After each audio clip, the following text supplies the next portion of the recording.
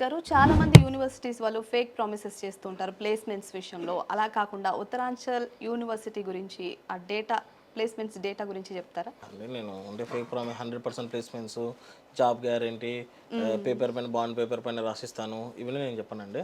Very Frank enough మీరు నేను ఏదైతే చెప్తున్నానో స్టాట్స్ అది యూనివర్సిటీ సైట్లోనే ఉంటుంది.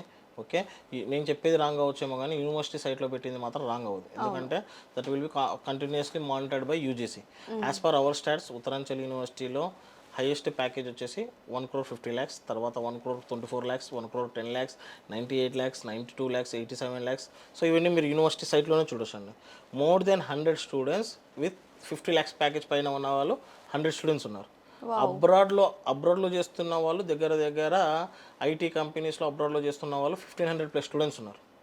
ఓన్లీ మన Indians. Okay, overall India and అబ్రాడ్లో ఐటీలో జాబ్ చేస్తున్న వాళ్ళు దగ్గర దగ్గర 10,000 స్టూడెంట్స్ పైన ఉన్నారు. మీరు ఏ కంట్రీ అయినా తీసుకోండి, Germany, Netherlands, Canada, USA, Australia, Malaysia, Singapore, top కంట్రీస్లో మన స్టూడెంట్స్ అనేవాళ్ళు మన వాళ్ళు ఉంటారు.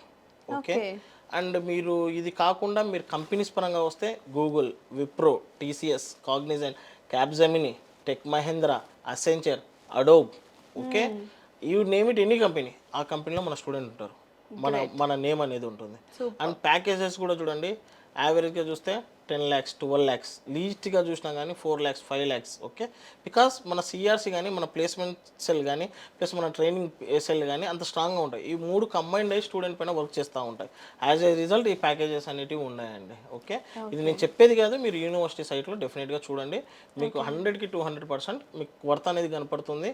అండ్ కావాలంటే అక్కడ ఉన్న స్టూడెంట్స్తో ఇప్పుడు రీసెంట్గా పాస్లో అయిన తెలుగు స్టూడెంట్స్ నెంబర్స్ కూడా ఇస్తాను. వాళ్ళు కూడా జాబ్స్ చేస్తూ ఉన్నారు. వాళ్ళతో కూడా మీరు మాట్లాడండి, మీకు ఒక ఐడియా వస్తుంది.